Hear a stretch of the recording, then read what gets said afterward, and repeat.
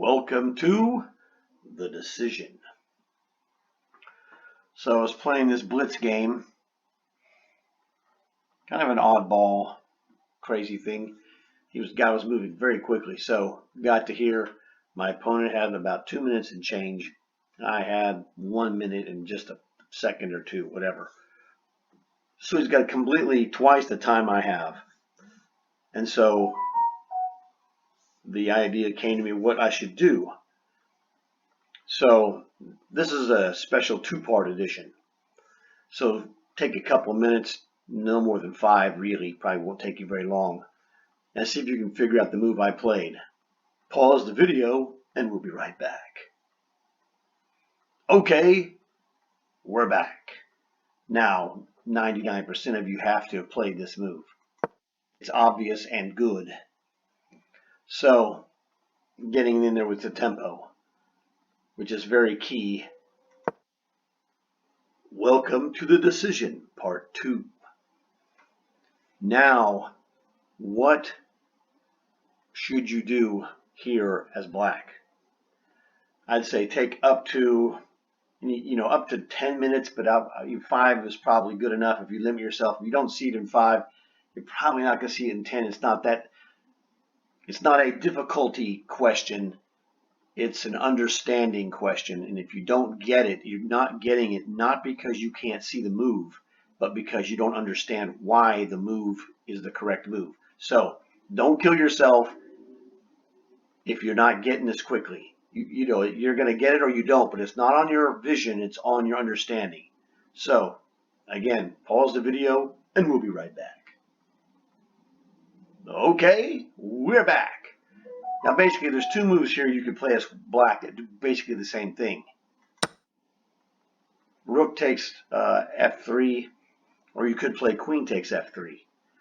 And the reason, if you didn't understand why this is the correct idea, I'm going to explain it to you. It's pretty simple, but you have to have it basically explained at some point.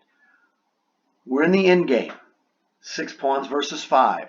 That knight to e4 was devastating, because we got in with tempo, and now we're in the position where we can liquidate material. We had an exchange up, okay?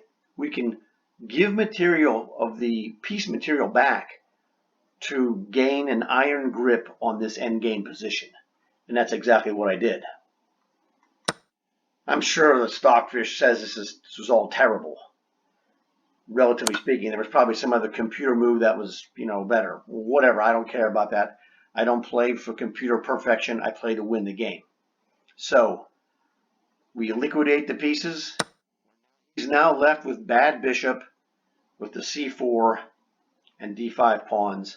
Semi-bad bishop versus knight, which is an advantage even if the material was even. Not a big advantage, but it's an advantage. But we get to snag a Ruski, okay? Now he's 2 pawns down with no compensation, and you'll look and see those black pawns cannot be touched by that bishop. So, as my father would famously say, hey, you have a light squared bishop. I go on the black squares.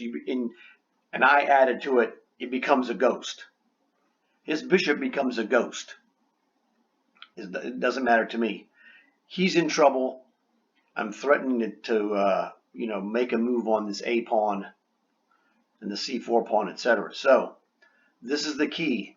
We were in the position to be able to return material, the exchange, queen and rook for queen and knight, to gain an ironclad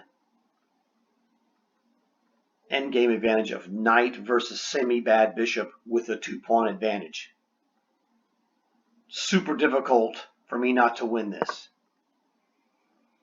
That is a do-nothing move by the ghost. Who cares? His bishop is a ghost. The only thing that matters to me is his king.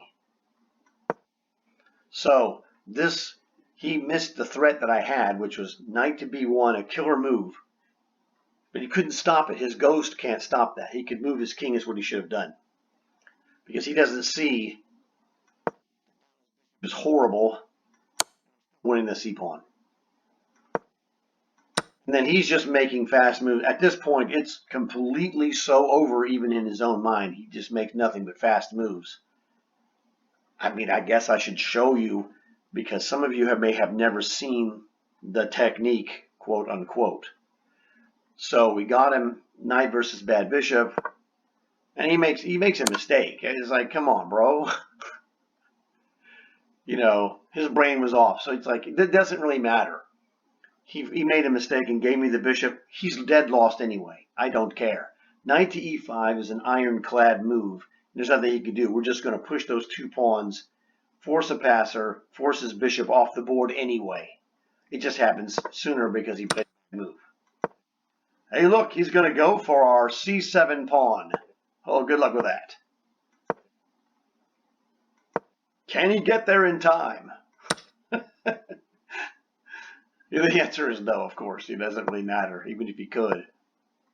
Uh-oh, what a jerk. He's not even letting me get there. I mean, this really isn't a big deal. But we're corralling this guy. You know, no pun intended, using a knight to corral the king. So, whatever, dude. It's like, you know, whatever. I don't care what you do. This is over. You see that knight, you could have it. Better. I give him his piece back. So, like I said, this guy was just blitzing the moves. I was nowhere near running out of time. The winning setup, knight takes c3. At that point, he's toast. My technique is more than satisfactory to get that and finish it, you know, in 40 seconds or whatever it was left I had. It didn't matter. So now he's checkmated. It doesn't really matter. I've got him. The checkmates, no matter what he does. If he doesn't move his king, queen to a2 is checkmate because of this. Queen to b4 is checkmate. If he moves his king, he can go here. If he moves his king to a5, you know, obviously you have checkmate on 1, 2, 3 squares. If he goes back to a3, we go to c4. And, you know, doesn't matter. It's multiple mates. There's nothing he could do. So that's irrelevant. But the thing is, it goes back.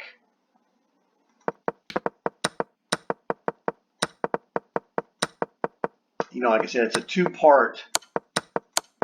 This is a two-part decision, which was really pretty cool. Here. The first part is obvious, okay? But it just helps, gives you the flow of what's going on here. To play knight e4, we're not just playing this.